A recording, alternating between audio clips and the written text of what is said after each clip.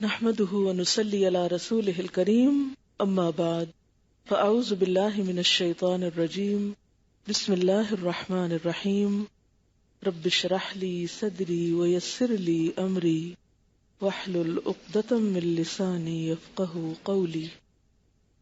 آج آپ سے ذکر کیا تھا میں نے کہ دو چیزوں پر گفتگو کروں گی، ایک تو حج کے موضوع پر کچھ بات کروں گی، یعنی جو حج کا سفر تھا ہمارا اس پر، اور دوسرے بسنت کے موقع پر جو آج کل ہمارے ملک میں منایا جا رہا ہے۔ اور یہ گفتگو دو تین طرح کی ہوگی۔ ایک تو یہ ہے کہ آپ سب ابھی قریب ہی حج کے موضوع پر کچھ نہ کچھ ٹاک سن چکے ہوں گے، حج کو ڈائریکٹ لائیو آپ نے دیکھا ہوگا۔ جیسا کہ آپ جانتے ہیں کہ حج ارکان اسلام میں سے ایک رکن ہے، جیسے نماز فرض ہے، روزہ فرض ہے، زکوٰۃ فرض ہے، اسی طرح حج بھی فرض ہے۔ لیکن نماز ایک ایسا فریضہ ہے جو مرد اور عورت، صاحب حیثیت اور مالدار، غریب، عورت، مرد، ہر ایک پر فرض ہے، ایون بیمار پر بھی۔ روزہ جو ہے اس میں بیمار کے لیے کچھ رخصت ہے، لیکن نماز میں یہ رخصت نہیں ہے کہ اگر آپ کو بخار ہے تو آپ نماز چھوڑ دیں۔ آپ کو نماز چاہے اشاروں سے پڑھیں، آپ کو پڑھنی ہے جب تک آپ کو ہوش ہے۔ ہاں بے ہوش ہو جائیں تو پھر اور بات ہے۔ روزہ ایک ایسی عبادت ہے کہ جس میں رخصت ہے کہ ہاں بیمار ہیں یا آپ سفر پر ہیں تو آپ روزہ اس دن نہ رکھیں بلکہ اس کو بعد میں پورا کر لیں۔ اسی طرح زکوٰۃ، اگرچہ اس میں جنس کی کوئی تخصیص نہیں، مرد اور عورت دونوں پر فرض ہے، لیکن شرط یہ کہ صاحب حیثیت ہوں۔ لیکن حج جو ہے اس میں صاحب حیثیت ہونا اور زاد راہ کا ہونا، من استطاع الیہ سبیلا کی شرط لازم ہے۔ اگین اس میں مرد اور عورت کی کوئی قید نہیں ہے۔ اس وقت میں اس کی حدود اور شرائط اور ان چیزوں کا ذکر نہیں کروں گی، اور نہ ہی اس کے بہت سے فقہی پہلوؤں میں جاؤں گی۔ اس وقت میں مختلف طرح کی باتیں کروں گی جو میں نے اپنے اس سفر حج میں مزید سیکھی ہیں، اور آپ کو اس لیے بتانا چاہتی ہوں کہ بہت سے لوگ ہو سکتا ہے کہ آپ میں سے حج کرنے کو کبھی جائیں تو انہیں اس وقت یہ چیزیں انشاءاللہ کام آئیں۔ دوسرا یہ ہے کہ جب آپ دین کی طرف آتے ہیں تو آپ کو خواہ براہ راست کسی فریضے سے واسطہ نہ بھی پڑے تو لوگوں کی رہنمائی کے لیے آپ کے پاس علم ہونا چاہیے، کیونکہ یہ فرائض میں سے ہے۔ مثلا آپ نہیں جا رہے فار ایگزامپل حج میں، تو آپ سوچے میں تو نہیں جا رہی، مجھے کیا مشکل پڑی، مشقت کروں کہ میں حج کے طریقے سیکھوں یا حج کے بارے میں بہت سی باتیں جانوں۔ ہو سکتا ہے آپ کے گھر میں سے کوئی جا رہا ہو، آپ اس کی مدد کر سکیں، آپ کے جاننے والوں میں سے آپ کو اللہ تعالیٰ کو ایسا موقع دے کہ جو حج پہ جانے والے ہیں ان کی تربیت کر سکے، ان کی ٹریننگ کر سکے۔ بعض اوقات زندگی میں کسی کو بتائی ہوئی ایک بات بھی اس کے بڑے کام آتی ہے۔ تو اس سے پہلے بھی حج کا اتفاق ہوا، لیکن اس سفر میں کچھ نئی چیزیں مجھے سیکھنے کو ملی جس کے بارے میں بھی حج پہ جاتے ہوئے پتہ چلے۔ اس کو آپ تھوڑا بہت، چند ایسی خرابیاں جو کہ پورے حج کو فاسد کر سکتی ہیں یا حج کا جو اثر ہے اس کو کم کر سکتی ہیں، ان کے بارے میں کچھ نہ کچھ گفتگو کر کے ان کو آگاہ کر سکتے ہیں۔ تو میں اس سارے بات کو آج کو ایک کہانی کی شکل میں لوں گی، اور کہانی میں کچھ باتیں بھی آپ کو سکھاؤں گی، اور پھر کچھ سلائیڈز بھی جو ہم نے اپنے ذاتی کیمرے سے کچھ تصویریں لی ہیں وہ بھی دکھاؤں گی، کیونکہ عموماً جو پروفیشنل تصویریں آتی ہیں وہ فرق ہوتی ہیں، وہ ان کے اپنے اینگل سے لی ہوئی ہوتی ہیں، اور ہم جب خود لیتے ہیں کسی تصویر کو تو اپنی سوچ اور اپنے خیال کے مطابق لیتے ہیں اور اس طرح اس کو پھر استعمال بھی کرتے ہیں۔ بہرحال یہ تو آپ کو معلوم ہے کہ حج کی کتنی قسمیں؟ جی، حج کی 3 قسمیں ہیں، حج افراد، حج قران اور حج تمتع۔ افراد اور قران میں کیا فرق ہے؟ مثلا آپ نکلے ہیں حج افراد کے لیے، اور آپ کے ساتھ ایک دوسرا شخص جو ہے وہ حج قران کے لیے نکلا ہے۔ میقات سے آپ احرام پہن کے دونوں کٹھے جا رہے ہیں۔ اب وہاں جا کر افراد والا سب سے پہلے کیا کرے گا؟ قران میں عمرہ بھی ہے، حج بھی ہے، افراد میں صرف حج ہے۔ طریقے میں کیا فرق ہے؟ طریقے میں سب سے پہلے دونوں کیا کریں گے؟ جا کے سب سے پہلے جا کے طواف قدوم کریں گے، طواف قدوم کریں گے، دونوں ہی کریں گے۔ جو قران والا ہے اس کا یہ طواف عمرے کا طواف شمار ہوگا، لیکن جو افراد والا ہے وہ بھی طواف قدوم کرے گا خواہ وہ عمرہ نہیں بھی کر رہا۔ ٹھیک ہے؟ اچھا، اب آپ دیکھیں اگلا مرحلہ ہے سعی کا۔ افراد والا بھی سعی کرے گا اور قران والا بھی صحیح کرے گا. تیسرا مرحلہ ہے قربانی کا.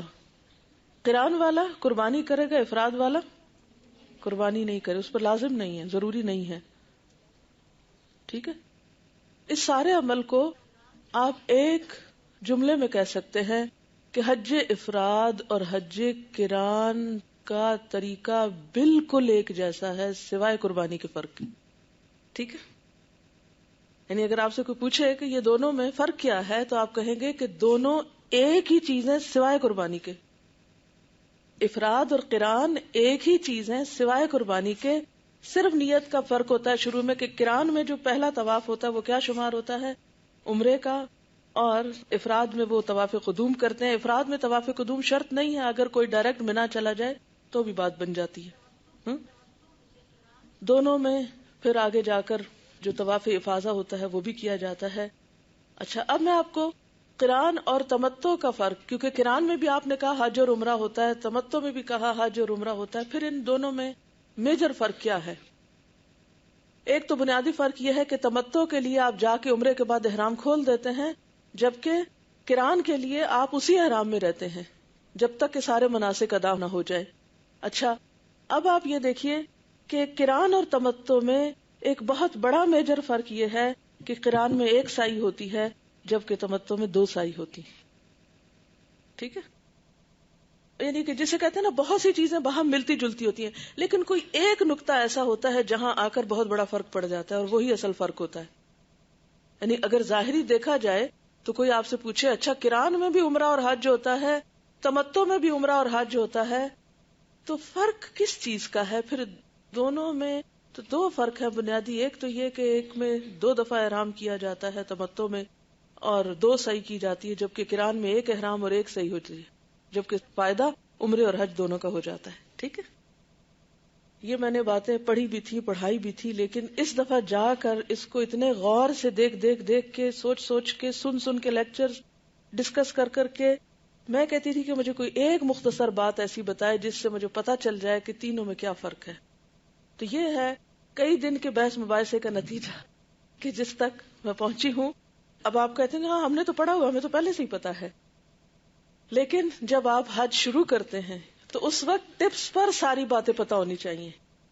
مثلا ہم اس دفعہ فرسٹ ٹائم مدینہ سے حج کرنے کو آ رہے تھے. پہلے سارے حج میں نے مکہ سے کیے، لیکن یہ مدینہ سے ہو رہا تھا. اب ہمارے ساتھ مدینہ سے اور لوگ بھی تھے. اب وہ پوچھتے تھے کہ ہم کس حج کی نیت کریں، افراد کی کریں تمتع کی کریں یہاں سے نکل کر. اور پھر یہ تھا کہ کچھ لوگوں نے مثلا امریکہ سے آئے ہوئے تھے، وہ آ کر انہوں نے پہلے عمرہ کیا، پھر وہ چلے گئے مدینہ. اب دوبارہ واپس کیا وہ دوبارہ آ کر عمرہ کریں یا پھر وہ ڈائریکٹ منا چلے جائیں؟ کیونکہ اتنا زیادہ رش ہوتا ہے کہ اگر ہر شخص پھر مدینہ سے آ کر پہلے عمرے پہ جائے اور پھر خصوصاً بالکل آخری تاریخوں میں 6-7 تاریخ کو، تو اس کے لیے بہتر یہی ہے کہ وہ جو ایک عمرہ اس نے پہلے آ کے امریکہ سے کیا تھا وہ کر لے عمرہ، اور پھر دوسرا صرف حج کی نیت کر کے ڈائریکٹ منا میں چلا جائے. اس کے لیے طواف قدوم شرط نہیں ہے. اس طرح کی چھوٹی چھوٹی باتیں اگر پتا ہو تو لوگوں کے لیے بہت سی سہولت ہو جاتی ہے، ان کو گائیڈ کرنے میں، ان کو بتانے میں آسانی ہو جاتی ہے. اور اگر یہ حج میں نے خود مدینہ سے نہ اس دفعہ کیا ہوتا تو شاید یہ بات مجھ پر بھی اتنی روز روشن کی طرح واضح نہ ہوتی، کیونکہ بہت سی چیزیں کتابوں سے نہیں پتہ چلتی. مثلا ابن حزم جو ہے نام آپ نے سنا ہوگا، انہوں نے لکھا ہے کہ سعی کے 7 چکر ہوتے ہیں جو صفا سے صفا تک ہیں، گویا کل 14 چکر بن گئے. یہ انہوں نے لکھا ہے، کتنے بڑے عالم ہیں. کیوں انہوں نے لکھا؟ اللہ ان پر رحمت کرے، انہوں نے حج خود نہیں کیا تھا. تو جس نے حج خود نہ کیا ہو وہ بہت سے مسائل بتانے میں غلطی کر سکتا ہے. ٹھیک ہے. امام ابن تیمیہ کہتے ہیں کہ حج کے مسائل کا علم جو ہے ادق المسائل ہے، یعنی اس کے مسائل ساری عبادات میں دقیق ترین ہیں. اس میں آپ دیکھیں کہ مثلا نماز میں آپ کیا چھوڑتے ہیں، تھوڑا سا کوئی کام چھوڑتے ہیں نماز پڑھنے کھڑے ہو جاتے ہیں، فریضہ ادا ہو جاتا ہے. اسی طرح روزے میں آپ کا کوئی کام کاج نہیں چھوٹتا، آپ اپنا کاروبار کریں، باتیں کریں، کچھ کریں، کوئی کام نہیں، بس صرف ایک روزہ رکھا ہوا ہے، کوئی آپ کو بڑی قربانی نہیں، صرف بھوک پیاس کی قربانی ہے. زکوٰۃ میں آپ کو اور بھی کوئی مسئلہ نہیں ہے، بس پیسے خاموشی سے نکالے دے دیے حساب کر کے بات ختم. لیکن حج میں آپ دیکھیں آپ گھر بھی چھوڑتے ہیں، آپ کاروبار بھی چھوڑتے ہیں، آپ آرام بھی چھوڑتے ہیں، آپ وطن بھی چھوڑتے ہیں، بال بچے چھوڑتے ہیں، بہت سی مصروفیات چھوڑتے ہیں، اور پھر جگہ بدلتے ہیں. روزے کے لیے آپ کو جگہ بدلنے کی ضرورت نہیں، زکوٰۃ کے لیے جگہ بدلنے کی ضرورت نہیں ہے، نماز کے لیے جگہ بدلنے کی ضرورت نہیں، لیکن حج آپ کے اپنے گھر میں بیٹھ کے نہیں ہو سکتا. کیا آپ کہیں کہ وہ میں ٹیلی ویژن پہ دیکھ کے ساتھ ساتھ سب کچھ تصور میں کر لوں گا، تو یہ اس طرح نہیں ہو سکتا. یا آپ اپنے شہر میں کوئی صفا مروہ بنا لیں، یا کوئی خانہ کعبہ کا بڑا سا ریپلیکا لا کے رکھ لیں اور کرنا شروع کر دے، تو وہ نہیں ہو سکتا. ٹھیک ہے. تو حج کے جو مسائل ہیں دقیق ترین مسائل ہیں، اور اس میں ہر کس ناکس کو فتویٰ نہیں دینا چاہیے، اور بہت سوچ سمجھ کے لوگوں کو گائیڈ کرنا چاہیے، کیونکہ فریضہ ادا ہو رہا ہے. کہیں کمی بیشی ہو جائے گی تو وہ اس کی روح نہیں پائیں گے، اور وہ جو حج مبرور کا ثواب ہے کہ آپ پھر صحیح طرح حج کر کے جب لوٹتے ہیں تو اس طرح گویا کہ آپ نئے سرے سے پیدا ہوئے، اتنا زیادہ اس کا اجر و ثواب ہے. لیکن اس خوشخبری کے مستحق آپ اسی وقت ہو سکتے ہیں جب آپ نے سارے مناسک صحیح طور پر سنت رسول صلی اللہ علیہ وسلم کے مطابق ادا کیے ہوں. اس لیے ہر مسلمان کی تمنا اور خواہش ہونی چاہیے کہ جا کر وہ پھر اس وقت کا، اس فریضے کی ادائیگی کا حق ادا کرے، اور علم کے بغیر، ٹریننگ کے بغیر، جانے بغیر وہاں چلے جانا. اور پھر چھوٹی چھوٹی باتوں، مثلا جب ذوالحلیفہ پر تھے ہم، تو سب لوگوں کو وہاں سے نیت کرنی ہوتی ہے مدینہ سے مکہ کی طرف جاتے ہوئے. میں مسجد کے داخلے کے نفل پڑھ رہی تھی، کیونکہ احرام کے کوئی نفل نہیں ہوتے، تو میں مسجد میں داخلے کے نفل پڑھ رہی تھی، اور شاید ظہر کا وقت بھی ہو گیا تھا، مجھے یاد نہیں. بہرحال تو اتنے میں نے دیکھا کہ ایک کافی بڑا خواتین کا گروپ ہے جو کسی بات میں بحث میں مبتلا ہے. جب میں نماز پڑھ چکی تو میں نے ان سے کہا کیا میں آپ کی کچھ مدد کر سکتی ہوں. ان کے درمیان جھگڑا یہ ہو رہا تھا کہ ہم کون سے حج کی نیت کریں. سر پکڑ کے رہ گئی. میں نے کہا یا اللہ، اگر حج سے پہلے نیت ہی واضح نہیں، اسی میں خلفشار ہے اور بے چینی ہے کہ اب ہمارا حج کون سا حج ہے، یا ہمیں عمرے کی نیت کرنی ہے یہاں سے، یا حج کی کرنی ہے، اور حج کی کرنی ہے تو کون سے حج کی کرنی ہے، کیونکہ جس حج کی آپ کریں گے اس کے مطابق مناسک ادا کریں گے نا. اچھا، پہلے میں نے جاننے کی کوشش کی آپ کہاں سے آئے ہیں، کیا سارا، پھر اس کے بعد انہیں سمجھانے کی کوشش کی، لیکن ان کی بحث آپس کی بند نہ ہوئی. اتنے میں خاتون غور سے مجھے دیکھنے لگی، کہتی ہے کہ آپ کون ہیں؟ میں نے کہا میں فلاں ہوں. اچھا. اٹھ کے کھڑی ہو گئی، سب کو چپ کرا. کہتی جو یہ کہتی ہیں آپ وہ مان لو، بس ان کی سنو، جو یہ بتا رہی ہیں بس آنکھیں بند کر کے مانو. پھر بتانے لگی وہ کیلیفورنیا سے آئی ہیں، وہاں ہماری ویب سائٹ سے وہ تفسیر سنتی ہیں، اور کافی عرصے سے الہدا سے ویب کے تھرو ان کا رابطہ ہے. تو بہرحال لیکن مجھے اتنی شدت سے احساس اس وقت یہ ہوا، یا اللہ، ان لوگوں کی اگر نیت ہی ٹھیک نہیں، یعنی کر آگے کچھ رہے ہیں اور پیچھے سے نیت کچھ اور کی، تو یہ حج کیا کریں گے؟ بتائیے مجھے کتنا زیادہ گائیڈ کرنے کی ضرورت ہے. تو حج جو ہے، جو بھی کرنے کا ارادہ کرے اس سے کافی عرصہ پہلے اس کے بارے میں جاننا شروع کر دے، ایک ایک چیز اور کافی گہرائی سے جاننے کی کوشش کرے، تاکہ کسی بھی موقع پر محض غلط فہمی میں اپنا حج نہ خراب کر دے انسان. اچھا، بہرحال اب یہ ہے کہ اس دفعہ ہمیں الحمدللہ پہلے مدینہ جانے کا اتفاق ہوا، اور مجھے اس بات کی بہت زیادہ خوشی تھی. ایک بات کا غم یہ تھا کہ وہ جو پہلے جا کے عمرہ کرتے ہیں مکہ میں، اور پھر اس کے بعد حج کا موسم آتا ہے تو دوبارہ تمتع کا، کیونکہ آپ صلی اللہ علیہ وسلم نے تمتع کو پسند فرمایا ہے، تو وہ نہیں موقع مل رہا اس طرح کرنے کا. لیکن اس بات کی بہت خوشی تھی کہ نبی صلی اللہ علیہ وسلم نے حج مدینہ سے کیا تھا، تو ہم بھی اسی روٹ سے کر رہے ہیں. تو وہ ایک خاص تصور اور ایک خاص فیلنگ تھی کہ آپ صلی اللہ علیہ وسلم نے یہاں سے احرام باندھا، اور وہ جو حج نبوی کا آنکھوں دیکھا حال ہے. تو میرے پاس وہ کتاب تھی، اس میں سے چیزیں ہم ساتھ ساتھ پڑھ رہے تھے، اگرچہ پڑھا اور پڑھایا ہوا تھا، لیکن ہر سٹیپ کو جب میں اس موقع پہ پہنچتی تھی تو ایک میں نے طریقہ یہ اختیار کیا تھا کہ یہ جو اقبال کلانی کی کتاب ہے بڑی، اس کو بھی دیکھتی تھی. ایک چھوٹی کتاب ہے وہ بھی، اور بھی کچھ عربی میں کتابیں میں نے وہاں سے اکٹھی کی تھی. تو جو موقع ہوتا تھا اس موقع پر پھر وہ حصہ نکال کر خوب پڑھتی تھی، اچھی طرح بار بار پڑھتی تھی. اچھا یہاں یہ ہوا، یہ ہوا، یہ اس کو ذہن میں بٹھاتی تھی، یاد کرتی تھی. ایک تو یہ کہ جانے سے پہلے کچھ پڑھا، پھر رستے میں کچھ پڑھا، پھر لیکچر سنے. لیکن ایک طریقہ جس نے مجھے بہت فائدہ دیا کہ جو موقع ہوتا تھا اس موقع کی جو احادیث ہوتی تھی ساری، ان احادیث کو دوبارہ وہاں پھر پڑھتی، کیونکہ اس میں کیا ہوتا تھا، ایک تو سمجھ بہت آتی تھی، دوسرے کہ فیلنگ بدل جاتی تھی میری. اور تیسرا یہ کہ لفظ لفظ پہ غور کرتی تھی، اچھا یہ کہا کیا گیا. پھر اس کے بعد یہ تھا کہ اتفاق یہ ہوا کہ یہاں جانے سے ایک دن پہلے مجھے نماز نہیں پڑھنی تھی. مجھے تھوڑا سا افسوس یہ کہ اب، لیکن میں دوسری طرف سے مطمئن بھی بہت تھی، اور میں یہ دیکھتی ہوں کہ ہر معاملے میں ان مع العسر یسرا ہوتی ہے. بہت زیادہ میں مصروف تھی، یہاں آئی، یہاں سے وہاں، وہاں سے وہاں، گھر کے کام الہدا کے بہت سے، اور جانے سے پہلے میں چاہتی تھی کہ ہر طرح کی امانتیں لوٹا دوں، ہر طرح کی جو ذمہ داریاں ہیں وہ کسی کے سپرد کر دوں، کیونکہ زندگی کا نہیں پتا کہ واپس آتے ہیں کہ نہیں. تو ایسا نہ ہو کہ کوئی چیز میرے سر پہ باقی رہے اور میں اس حال میں سفر کروں. تو اس میں لاسٹ مومنٹ تک میں مصروف تھی. یعنی میں نے کلاس لی، کلاس سے نکل کے دفتر میں بیٹھی اور دفتر سے سیدھے ایئرپورٹ نکلی. تو بالکل ایک ریسٹ لیسنس کی کیفیت تھی، لیکن الحمدللہ کوئی اس سے زیادہ فرق، کیونکہ ایک شوق کا سفر ہوتا ہے، ایک محبت کا سفر ہوتا ہے، تو وہ اس طرح کی تھکاوٹیں نہیں محسوس ہوتی. پھر یہ ہوتے ہیں کہ جو حج فلائٹس ہوتی ہیں ان میں ڈیلیز بھی کافی ہو جاتے ہیں بعض اوقات، کیونکہ پہلے تو وہ قرآن پاک میں جیسے آتا ہے نا، الا کل دامر یاتینا، ہر لاغر اونٹ پہ لوگ آئیں گے. میں کہ اللہ تعالیٰ نے صرف اونٹ کا کیوں نہیں کہا، لاغر اونٹ کیوں کہا ہے، دبلے پتلے اونٹ؟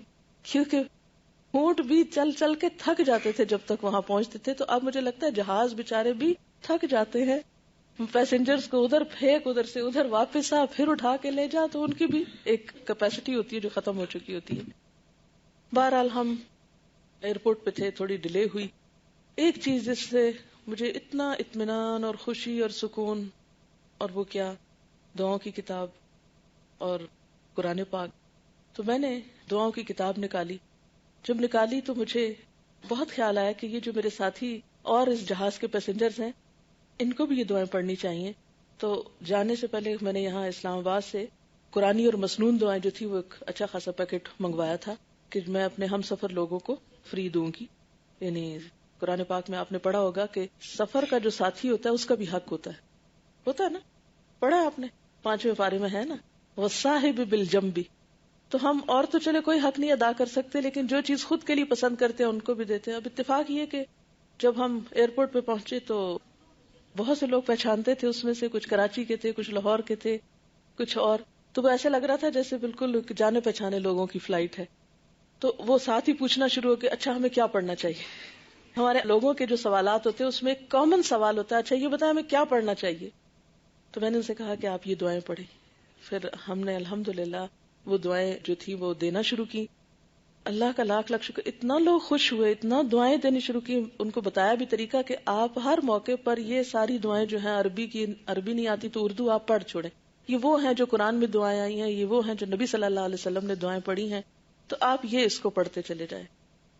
اچھا اس میں سے میں نے کچھ بچا کے رکھ لی. میں نے کہا آگے بھی کوئی سفر ہوگا شاید کسی کو دینی پڑیں گی.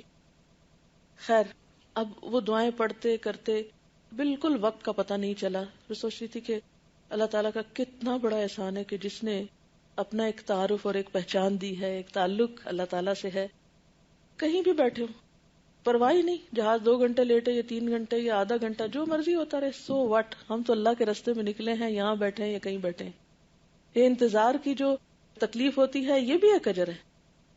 آپ کو معلوم ہے کہ نماز کے انتظار میں بیٹھنا اس کو کیا کہا گیا ہے؟ کوئی بتائے گا؟ سورۃ آل عمران پڑھیں گے، آخر میں آئے گی آیت تو اس سے پتہ چل جائے گا. رباط یعنی بہت باعث اجر ہے. اللہ کے فرشتے رحمت کی دعائیں کرتے ہیں ان لوگوں کے لیے جو نماز کے انتظار میں بیٹھے ہوتے ہیں. تو جب کبھی کسی نیکی کے کام میں انتظار کرنا پڑ جائے تو کبھی بھی بے چین نہ ہو اور ہائے دھوائی نہ مچائیں، کیونکہ اس سے کچھ ہونا تو نہیں. جب اناؤنسمنٹ ہوگی جہاز چلنے کی، جب بھی ہوگی، بیٹھے تو کیا ہوا، کیا فرق پڑتا ہے. اطمینان. جب ہم اللہ کے راستے سے بسم اللہ توکلت علی اللہ کہہ کے گھر سے نکل آئے تو بس نکل آئے. اب ہمارا فی سبیل اللہ سفر شروع ہو چکا ہے، ہم ایک عبادت کی حالت میں داخل ہو چکے ہیں، ہمارے لیے ایک اجر کا سفر شروع ہو چکا ہے. اب ہمیں سب سے پہلا کام یہ کرنا ہے، کوئی شکوہ نہیں، کوئی شکایت نہیں، کوئی دل کی تنگی نہیں، نتھنگ. ہر چیز کو خوشی سے قبول کرنا ہے. بہت سے لوگوں کو میں نے دیکھا کہ جلد بازی بہت کرتے ہیں. اچھا یہ کب چلے گا جہاز، چلو اس سے پوچھ کے آتے ہیں، وہ اس سے ادھر ہل چل، ادھر چل، پھر ادھر صرف بے چینی میں وقت گزار دیتے، ضائع کر دیتے. تو کبھی زندگی میں ایسا کوئی موقع آئے تو صبر کے ساتھ، خاموشی کے ساتھ آپ اپنا کام کرتے چلے جائیں. قرآن پڑھیں، دعائیں پڑھیں، وقت اتنا اچھا پاس ہوگا. میرے جیسے لوگ تو شکر کرتے ہیں کہ انہیں کوئی ایسا یکسوئی کا موقع نصیب ہو گیا کہ جس میں وہ کچھ پڑھ سکے. بہرحال ہم جب اس ایئرپورٹ پہ بیٹھے ہوئے تھے تو پتا چلا کہ ہماری فلائٹ میں سعید انور بھی ہے. مجھے کسی نے کہا سعید انور بھی جا رہا ہے. میں نے کہا پتہ نہیں کوئی ہوگا سعید انور, مجھے تو نہیں پتا. تو کسی نے مجھ سے آ کے کہا تم پتہ سعید انور بھی جا رہا ہے. میں نے کہا اچھا. مجھے نہیں سمجھ آئی کہ مجھے کیا خبر دی گئی. ایسا کہا کہ انضمام الحق بھی جا رہا ہے. میں نے کہا اچھا یہ وہ لوگ ہیں. اور چھوٹا میرا بیٹا ساتھ تھا تو اس کو تھوڑی پہچان ہے تو وہ جا کے سلام دعا کر کے آیا ان سے. خیر بہرحال پھر آگے ہم گئے تو ایئرپورٹ پہ مولانا طارق جمیل صاحب بھی تھے, ان سے ان لوگوں کی ملاقات ہوئی. پھر اس کے بعد ہمارا جہاز وایا ریاض تھا. ریاض میں کوئی گھنٹہ ڈیڑھ انہوں نے ہمیں جہاز میں بٹھائے رکھا, جہاز چلے ہی نہ. پھر اس کے بعد ان کا کہ جی آپ ایئرپورٹ پہ آ جائیں کیونکہ جہاز خراب ہے, جب ٹھیک ہوگا تو پھر آپ چلیں گے. اور الحمدللہ اطمینان کے ساتھ رات کے 12-1 بجے تو باہر نکل کے بیٹھ گئے. کیا ہوا؟ میں نے کہا دیکھو ریاض ایئرپورٹ دیکھو, ریاض کی روشنیاں دیکھو. بچے تھوڑا سا وہ کرتے ہیں نا کہ اب کب پہنچیں گے ہم اپنے سے. میں نے کہا کیا ضرورت ہے, ہمارا اجر ہمارے ساتھ ہے اور ہم گھومیں پھریں, تھوڑا واک کریں, تھوڑا کوئی اور نیا تجربہ حاصل کریں. تو بہرحال اللہ کا شکر کہ ہم مدینہ تہجد کے وقت پہنچ گئے. اور ہم اپنے ساتھ کو 5-6 کارٹن کیسٹس اور کتابوں کے لے کر گئے تھے. تو ایئرپورٹ پہ وہ پھر اچھی خاصی چیکنگ کرتے ہیں, ایک کارٹن کھلا, ایک اچھا یہ کیا ہے. تو ہم بتاتے گئے, لیکن الحمدللہ انہوں نے کچھ نہیں کہا, نہ اسے پکڑا, نہ روکا, نہ کیا. انہوں نے کہا کہ ٹھیک ہے. کیونکہ ہم ایسی کتابیں نا جیسے مثال کے طور پر رب زدنی علما ہے یا قرآنی اور مسنون دعائیں کھول کے تو ان کے آگے کر دیتے ہیں. اچھا یہ بھی ٹپ میں اس لیے آپ کو دے رہی ہوں کہ کبھی اگر آپ کوئی ایسا لٹریچر لے جا رہے ہیں تو سعودی حکومت عموماً ڈسکریج کرتی ہے کہ اتنی بڑی کوانٹٹی میں آپ کیوں لے جا رہے ہیں, یہ سب کچھ کیا آپ کی مقاصد ہیں. تو میں چونکہ رمضان میں وہاں تھی تو بہت سارے لوگوں کی ڈیمانڈ تھی کہ ہمیں کیسٹس چاہیے, کتابیں چاہیے, اور چیزیں چاہیے. تو ہمارے 5 ٹکٹ تھے. ہم نے کہا ہمارا تو کوئی سامان ہی نہیں سوائے ذاتی چھوٹی چھوٹی ضروریات کے, تو کیوں نہ ایک نیکی کا کام کریں اور یہ کیسٹس وغیرہ ساتھ لے جائیں. تو ان لوگوں کو یہ ہوتا ہے کہ کہیں خلاف سنت تو کوئی چیز نہیں یا کوئی اور تو نہیں. تو عام طور پر میں اس طرح کی کتابیں جس میں ڈائریکٹ عربی میں حدیثیں وغیرہ لکھی ہو تو وہ کھول کے دکھا دیتی ہوں. اچھا وہ جب 1-2 پڑھتے ہیں تو انہیں تسلی ہو جاتی ہے کہ یہ چیزیں اس میں کوئی بدعت نہیں ہے یا کوئی گمراہی کی چیز نہیں ہے. اچھا پھر میرے پاس کسی نے ریکویسٹ کی تھی کہ حیات صحابہ کے درخشاں پہلو لے کر آنے ہیں. اچھا پھر انہوں نے وہ کتاب کھولی تو اس کے کانٹینٹس من کے یہ دیکھے, یہ میں ان کو پڑھ کے سنانے لگی کہ یہ کس کس صحابی کا جو ہے نام لکھا ہوا ہے. خیر وہ بہت خوش ہوئے الحمدللہ, ہماری سامان کو واپس باندھ کے تو ہمیں پہنچا دیا. مدینہ پہنچ کے میں نے کافی زیادہ لیکچر سنے, کیونکہ مجھے نمازیں 2-3 دن نہیں پڑھنی تھی, تو میں نے کافی زیادہ لیکچر سنے حج کے موضوع پر جو وہاں کے لوکل اسکالرز دے رہے تھے, ٹیلی ویژن پر بھی اور ویسے. الحمدللہ اس سے مجھے بہت زیادہ فائدہ ہوا, بہت ساری نئی چیزیں سیکھنے جاننے کا موقع ملا. اور پھر ان کے باقاعدہ میں اپنے پاس نوٹس بناتی جاتی تھی جو نئی بات مجھے پتہ چلتی تھی. پھر اس دوران میں نے ریسٹ بھی کافی کر لیا. پھر مدینہ کی جو دکانیں تھی کتابوں کی وہ بھی کافی دیکھی, اور ان دکانوں پر جو نئی اور کیسٹس اور نئی چیزیں آئی ہوئی تھی تھوڑی سی وہ بھی دیکھی. اور تھوڑا یہ تھا کہ بچوں کو ہمیشہ ہی ہوتا ہے, میں کبھی بھی ان لوگوں کو بازار لے کر نہیں گئی, کبھی بھی ان لوگوں کے ساتھ باہر نہیں نکلی. تو ہشام بہت زیادہ خوش تھا کہ میں اس کو بازار میں لے کے گھوم رہی تھی. اچھا ہم جب جا رہے تھے تو ایک دکان, تو سب کو پتہ ہی ہے مدینہ میں سونا اس طرح لٹکا ہوا تھا جیسے ہمارے یہاں سبزیاں لٹکی ہوئی ہوتی ہیں نا فروٹ شاپ پہ, ڈھیر سونا لٹکا ہوا. تو اس کے سامنے پہلے بھی کئی دفعہ دیکھی تھی, لیکن کھڑے ہو کے میں یہ سوچ رہی تھی یہ وہ دکان ہے جس میں مردوں کی کوئی چیز نہیں ہے. اس ساری سڑک پر سب سے قیمتی دکان یہ ہے جس میں مردوں کے لیے کچھ بھی نہیں ہے. میں نے کہا عورتوں نے کبھی شکر ادا نہیں کیا کہ اللہ تعالیٰ نے سب سے قیمتی چیز ان کے لیے رکھی اور اس میں مردوں کا کوئی حصہ ہی نہیں رکھا. ایک انگوٹھی تک نہیں وہ پہن سکتے بیچارے, ادھر نظر اٹھا کے نہیں دیکھ سکتے. ہم تو رات چلتے خریدے نہ بھی نا تو ایک نظر ضرور دیکھتے, اچھا یہ کیا, اچھا لگتا ہے نا, مجھے تو اچھا لگتا ہے, میں دیکھتی ضرور ہوں اچھا کیا کیا لٹکا ہوا ہے. تو کیونکہ ان کے نا ڈیزائن بھی ذرا عجیب و غریب قسم کی, وہ بیلٹیں سونے کی اور تاج سے بنے ہوئے اور موٹے موٹے ڈیزائن کی چیزیں. اور تو ایک نئی علم کے طور پر کہ ان کی عادات کیا ہے یا کلچر کیا ہے. لیکن اس وقت میں نے اللہ تعالیٰ کا اتنا شکر ادا کیا کہ ہم عورتیں شکر گزاری کم ہی کرتی ہیں.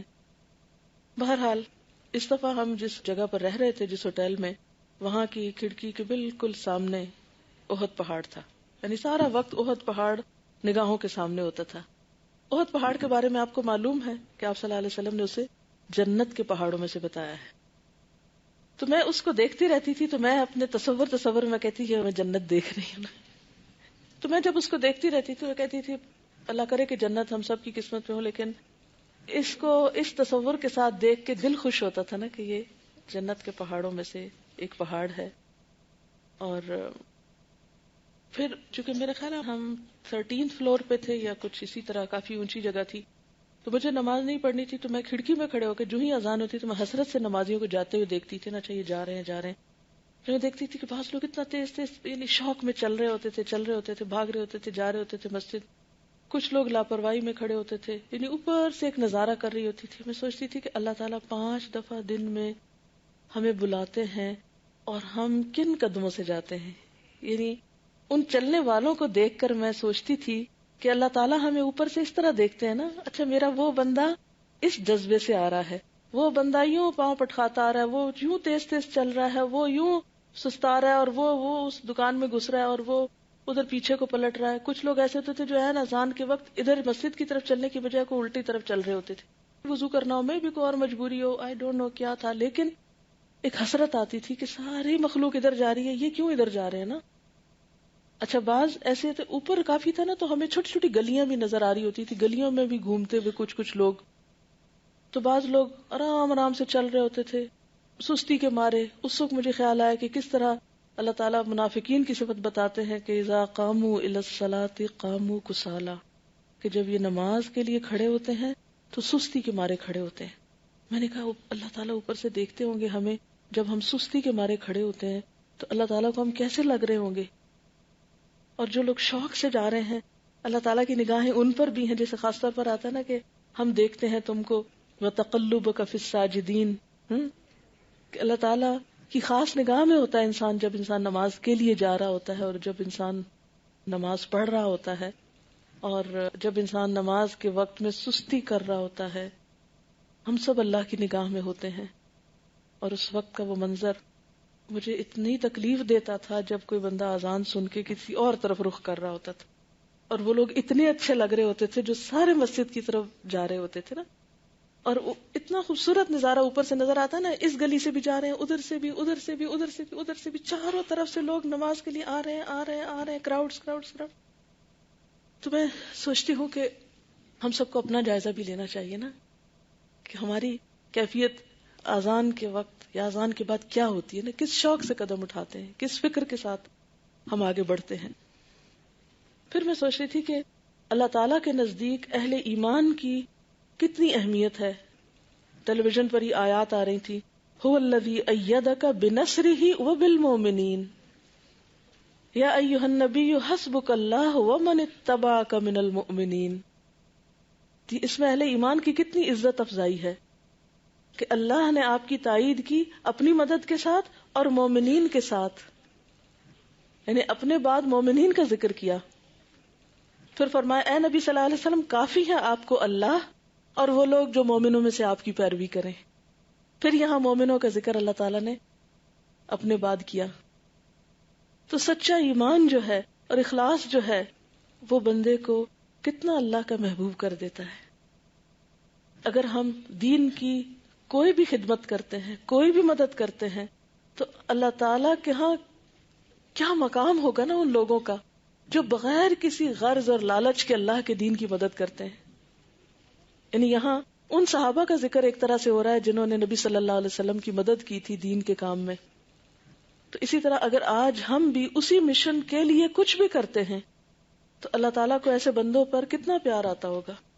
اور اگر ہم بد دلی سے یہ کام کریں کہ ایک ہم ہی رہ گئے ہیں اس مصیبت کو، کوئی اور کیوں نہیں، تو پھر ہم اپنا مقام پہچانے. یعنی ہمارا کیا ہمارے ہی لیے فائدہ مند ہے. اچھا اب ایسا ہوا کہ ایک اور چھوٹا سا واقعہ پیش آیا. جب میں جہاز میں بیٹھی ہوئی تھی تو ہشام میرے ساتھ تھا، تو میں نے اسے کہا کہ تم قرآن پاک پڑھو نا. تو میں نے اپنا نسخہ اس کو نکال کر دیا جو ہر وقت سفر میں میرے ساتھ ہوتا ہے. اچھا اب ہوا یہ کہ اس نے تھوڑا سا پڑھا، اور اس کے بعد بچوں کا آپ کو پتہ ہی کہ کنسنٹریشن کا کتنا سپین ہوتا ہے، وہ تھوڑی دیر کے بعد پڑھ کے اس نے شاید جہاز کی پاکٹ میں رکھ دیا. میں نے یہ سمجھا کہ شاید انہوں نے اپنے بیگ میں رکھ لیا ہے. نکلتے وقت مجھے خیال نہ رہا واپس لینا قرآن پاک. اچھا اسما کو کہیں یاد آیا تو اس نے اسٹیورڈ سے پوچھا کہ کدھر ہے، کیونکہ ہم جہاز رکا تھا نا ریاض میں، تو واپس آئے تو وہ شاید نہیں ملا. مجھے تو خیر بالکل ہی بھولا ہوتا، اس کو یاد تھا، اس نے پوچھا تو اس نے اپنا کوئی نسخہ اس کو دے دیا، مجھے نہیں معلوم تھا. جب میں نے اتر کے پوچھا کہ میرا قرآن پاک کہاں ہے تو کہنے لگے کہ وہ نہیں ملا نا، کھو گیا. اچھا تھوڑی دیر کے لیے میرے دل میں بڑی ملال آیا نا کہ ہائے میرا اتنا پیارا نسخہ، پتہ نہیں میں نے اس پہ کیا لکھا تھا نہیں لکھا تھا مجھے یاد بھی نہیں، لیکن میں نے کہا ہائے وہ کھو گیا. اچھا ایک دفعہ ہوا خیال آیا، پھر تھوڑی دیر بعد ایک دو پھر آیا. اچھا آپ کے ساتھ بھی کبھی ایسا ہوا ہوگا کہ کوئی آپ کی پیاری چیز کھو جائے تو آپ کو ایک دفعہ خیال آتا ہے، تھوڑی دیر کے بعد پھر خیال آتا ہے نا، آتا ہے نا. اچھا جب دوسری سے تیسری دفعہ مجھے خیال آیا تو مجھے اپنے آپ پہ بڑا غصہ آیا. میں نے کہا آخر کیا ہے کہ قرآن پاک ہی گیا نا، تم شکر نہیں کرتی کہ تمہارا قرآن پاک کسی کے پاس چلا گیا، وہ اس کو پڑھے گا اور ثواب تمہیں ملے گا. جب ہم اپنے ہاتھ سے کسی کو دیتے ہیں تو وہ تو اس پر احسان ہی ہو جاتا ہے نا ایک طرح سے. لیکن اگر ہمارا کھو گیا اور کسی کے ہاتھ لگ گیا اور وہ اس کو، کیونکہ کافی خوبصورت وہ تھا، کیونکہ اسی طرح کا پھر دوبارہ میں نے اپنے لیے مدینہ میں جا کے لیا تو 20 ریال کا آیا تھا. تو وہ اگر ہم کسی کو دیتے ہیں تو وہ تو ایک احسان ہو جاتا ہے اس پر، لیکن اگر کسی نے اس کو لے لیا اور وہ اس کو پڑھے تو وہ اس کے پڑھنے کا بھی ثواب مجھے مل رہا ہوگا اور نئے نسخے کا میں خود بھی پھر پڑھ لوں گی پھر دوبارہ اس کو. اچھا اس خیال کے آتے ہی پھر تیسری دفعہ مجھے کوئی ملال نہیں آیا اور میں خوش ہو گئی. اب میں سوچ رہی تھی کہ سوچ کا انداز بدلنے سے انسان کے غم بدل جاتے. ایک مثبت سوچ جو ہے وہ انسان کے غم کو خوشی میں بدل دیتی ہے. ورنہ ہمارا حال کیا ہوتا ہے، چھوٹی چھوٹی چیزوں پر ہم کڑنا شروع کر دیتے، پھر بچوں کو ڈانٹنا شروع کر دیتے، اچھا تم ایسے نااہل ہو، تم نے اٹھایا نہیں، تمہیں پتہ نہیں چلا. عموماً ہمارا رویہ پھر بد سے بدتر ہوتا چلا جاتا ہے. کہتے نا کہ خوشی کا راز کیا ہے، انسان تقدیر کے فیصلے پہ راضی ہو جائے.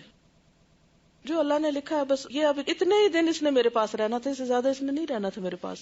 اس نسخے سے مجھے اتنے ہی استفادے کا اذن تھا اللہ کی طرف سے، اس کے بعد نہیں تھا. لیکن اللہ نے الحمدللہ نعم البدل دیا. اگر کسی اور سفر میں کھو جاتا تو میں ویسا نسخہ نہیں لے سکتی تھی، کیونکہ پاکستان میں وہ شاید کہیں ملتا ہو لیکن مجھے نہیں معلوم. تو وہ مدینہ ہی کا چھپا ہوا تھا، مدینہ سے دوبارہ جا کے لے لیا الحمدللہ. 20 ریال کی کیا بات ہے، اگر دوسرا اس کو کوئی پڑھتا ہے تو وہ جو اجر ہے وہ اپنی جگہ ہے. اچھا اس سے پہلے جو میں نے حج کیا تھا وہ افراد تھا. کیسے؟ میں یہاں سے جب اسٹوڈنٹ تھی، پی ایچ ڈی کر رہی تھی، تو اس وقت جانے کا اتفاق ہوا پڑھنے کے لیے. آپ کو معلوم ہے یہ بات اچھی طرح کہ حج تمتع اس وقت ہو سکتا ہے جب آپ حج کا سفر حج کے مہینوں میں کریں. یہ معلوم ہے نا آپ کو بات؟ اگر آپ رمضان میں جا کر حج تک رک جائے تو آپ کا حج تمتع نہیں کہلائے گا، وہ تمتع نہیں ہو سکتا. حج تمتع اس وقت ہوتا ہے جب آپ حج کے مہینوں میں حج کا احرام پہنتے ہیں اور ساتھ عمرہ بھی کرتے ہیں پہلے جا کے. ٹھیک ہے، تو پہلا حج جو تھا میرا وہ حج افراد تھا. ہم نے عمرہ کیا، اس کے بعد وہاں پڑھتے رہے، ادھر آئے ادھر گئے، وقت گزر گیا. جب حج قریب آیا تو میں بہت حسرت آئی، کیوں نہ ہم حج کر لیں کسی طرح. خیر نیا ویزا لگوایا، اللہ کا شکر، تو پھر حج ہم نے کر لیا. لیکن وہ حج ہمارا حج افراد تھا.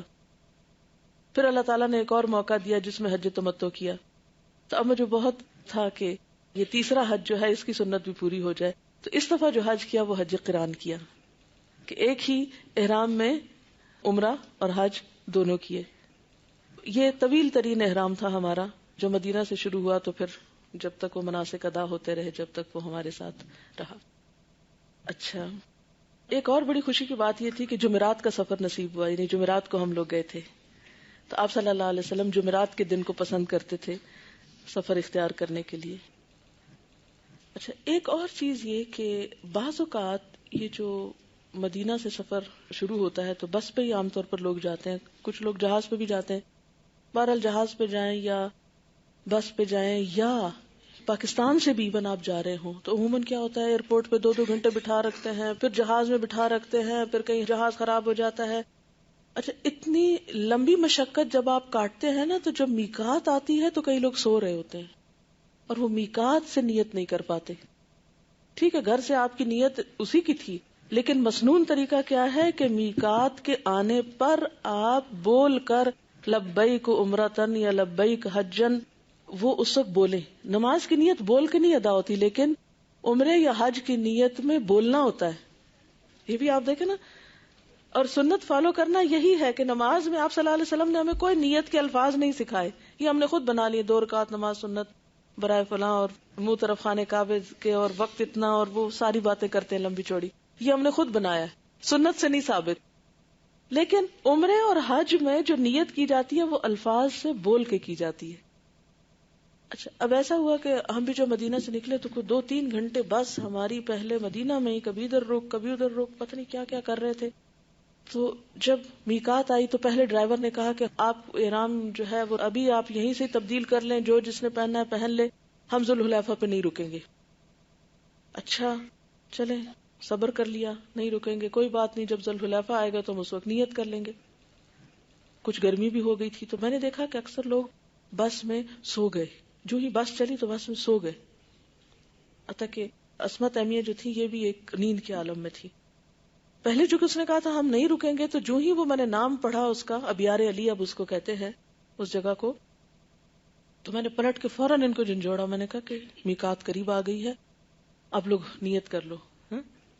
تو اب آپ دیکھیں کہ میں یہ سوچ رہی تھی کہ بعض اوقات لوگ جہاز میں سوتے رہ جاتے ہیں، میقات کا اعلان بھی ہوتا ہے اور گزر جاتی ہے میقات اور وہ وہاں پر اس جگہ نیت نہیں کر پاتے، تو ایک ثواب سے محروم رہ جاتا نا انسان. ایسے میں کبھی آپ کو عمرے پہ جانے کا اتفاق ہو یا حج پہ جانے کا اتفاق ہو تو آپ جہاز والوں کو بھی کہہ سکتے کہ پلیز ہمیں جگا دیں اس موقع پر، یا اپنے ساتھیوں سے کہہ سکتے کہ دیکھو اگر میں سو گئی تو مجھے اس موقع پر جگا دینا. اور جن کو آپ حج کی تربیت دیں ان کو بھی آپ بتا سکتے ہیں کہ اس موقع پر ایک دوسرے کو جگا دیں. یہ حق ہے ساتھیوں کے، یہ بھی صاحب بالجم کا حق ہے.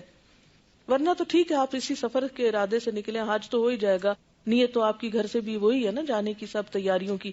لیکن وہ ایک ہوتا ہے نا، ایک ریچولز کا ایک موقع کی مناسبت سے خاص اہتمام ہوتا ہے، اس سے پھر دل کا اطمینان ایک اور طرح سے ہوتا ہے.